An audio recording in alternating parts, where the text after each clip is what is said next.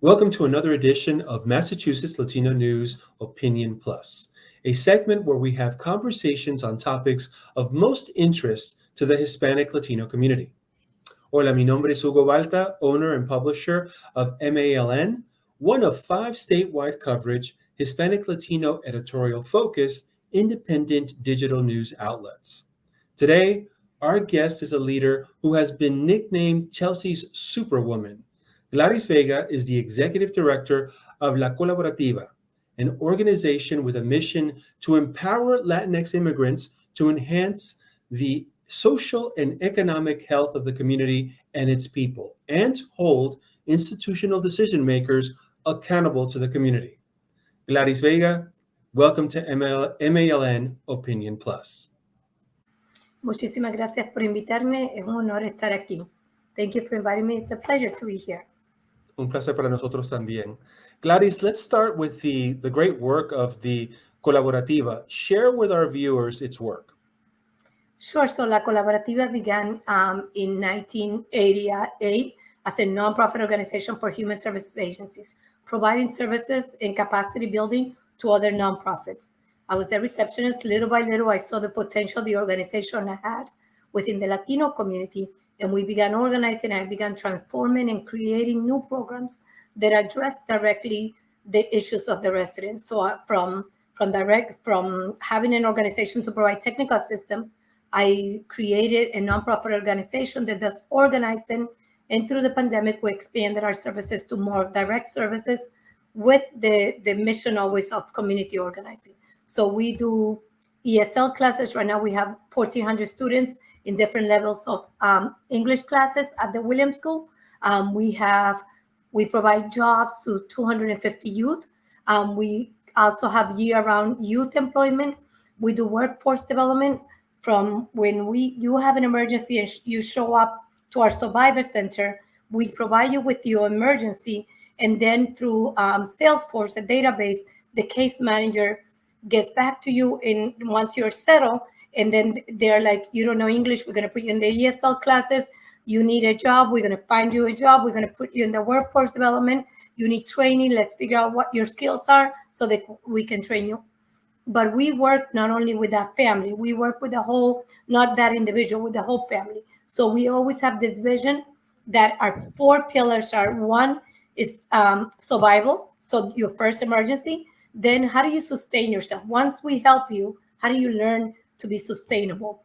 And then we do leadership development.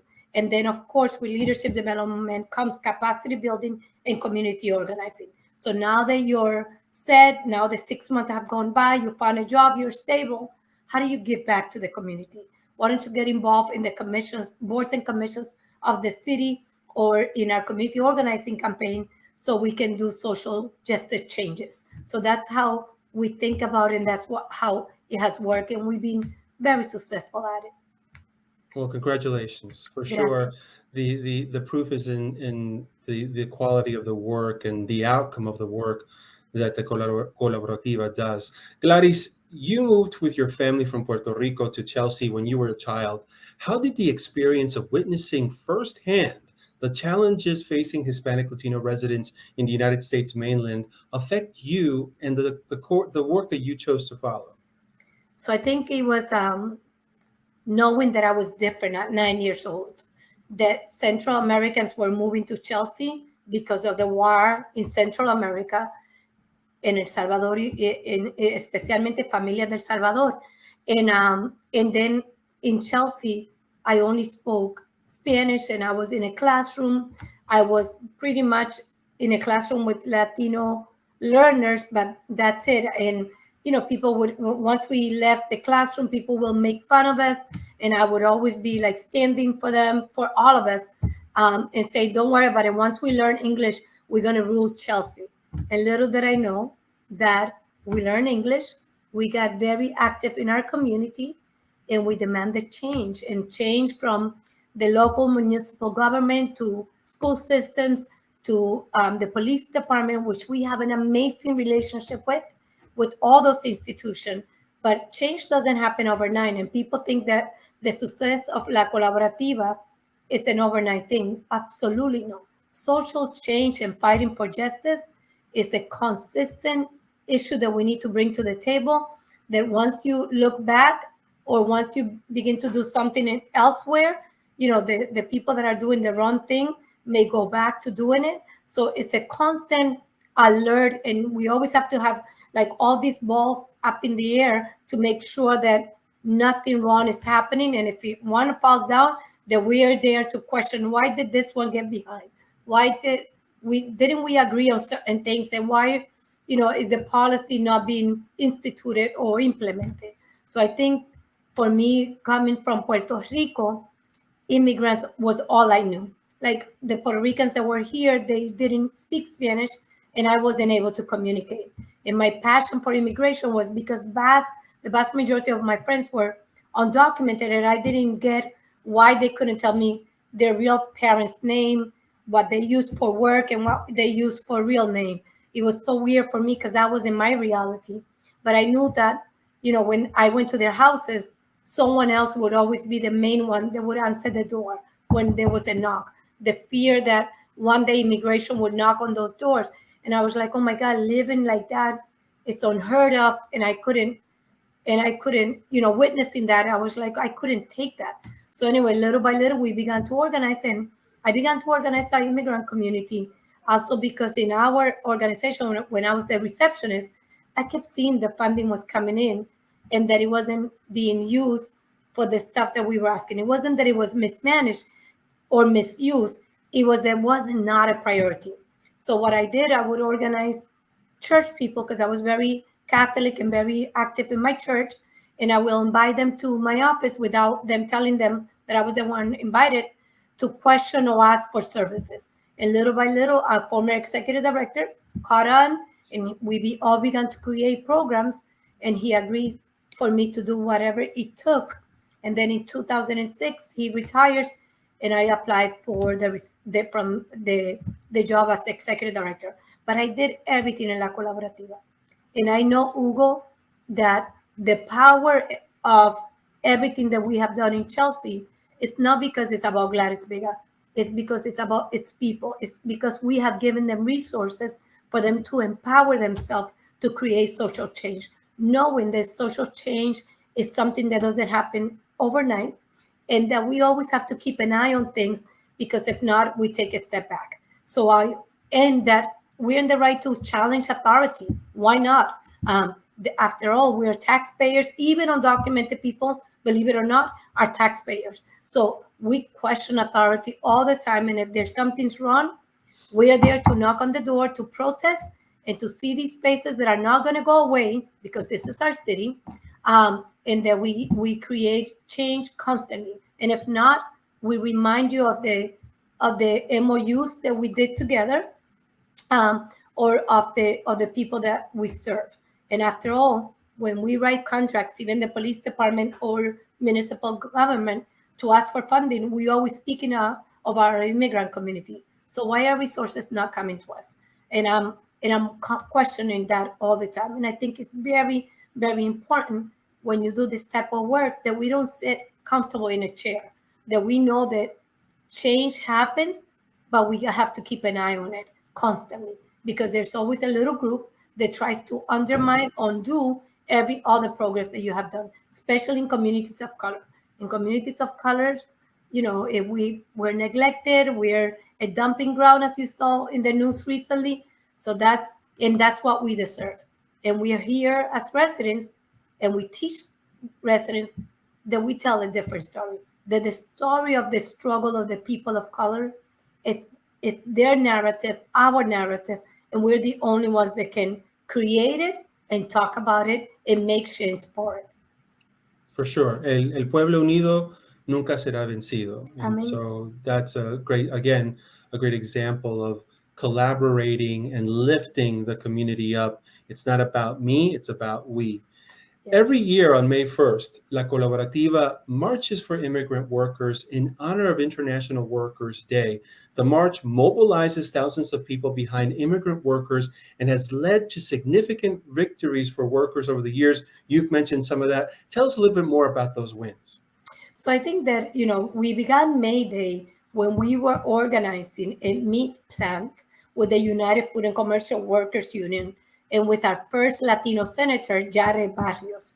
So we created International Workers Day because we said we need a platform that we can air out what are we struggling for, what policies we want to change, or what bills at the State House we want to change. And International Workers Day is commemorating all the attributes of immigrant communities in the workforce, but also asking people to change laws that have been in the books forever, and making sure that everyone is accounted for. So I think, some of the victories, for example, La Colaborativa work on this incredible campaign called Boston Hides and Fur. We had the 14 workers get U.S. visa, but they also get outside the court. We settled for $975,000. None of that money was to us. All of it was to those workers. The workers' rights were violated. We also used that as a way of talking about work conditions and occupational safety. Why it's so important to do OSHA trainings, to work with mascots, to make sure that those organizations that provide those certifications help our community know if they're working in a place that they have the protected gear, that they take everything in consideration. So for us, May 1st, in addition to celebrating International Workers' Day, it's a day where we also think about the work industry, the workers that are at times are neglected, that are not given protected gear, that their rights are violated, that they work under the minimum wage. And we bring all these issues in this platform. And then immediately after May 1st, on Friday, for example, we had May 1st last week. On Friday, this past Friday, we were already working on the campaigns that we took from May 1st that we're going to focus into the next May 1st. And some of those are sort of like workers' rights, organizing in certain areas where we hear there's a lot of worker right violations. I'm not going to name those companies because we're going after you. But that's what we're doing. So, comenzando siempre a organizar y pensando que los obreros diariamente sus derechos están siendo violados. So we always thinking that in every day, in every location, there's a worker, 1 of 10 workers, that their rights are being that there's violations, and also that they're getting paid under the minimum wage. And that although I'm undocumented in United States through the Federal Labor Department, there's rights that regardless of your immigration status, you need to pay what the state minimum wage is at least.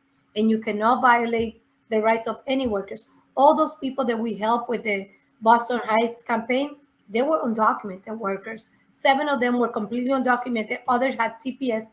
And those individuals, we found them. We got them U visas, the right for them to stay because their rights were violated.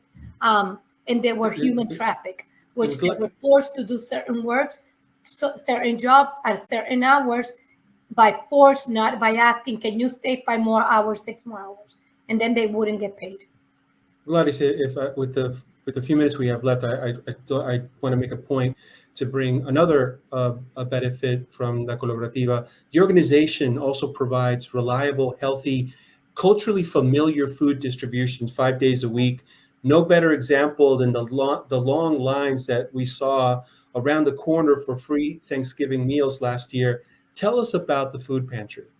So the food pantry came about, through the pandemic. It was something that March 5th, the state had not yet closed down. March 5th, I got a phone call that a guy had a truck full of food.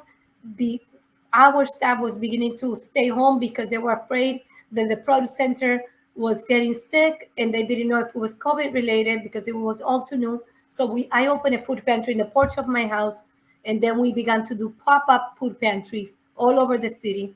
And we continue to be the lifeline of the city.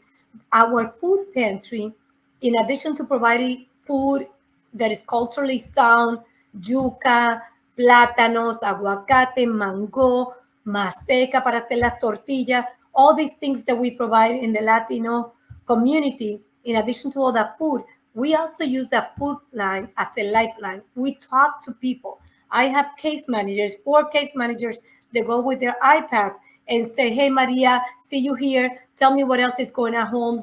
Were you able to pay the rent? Are you still behind? Do you need help with utilities?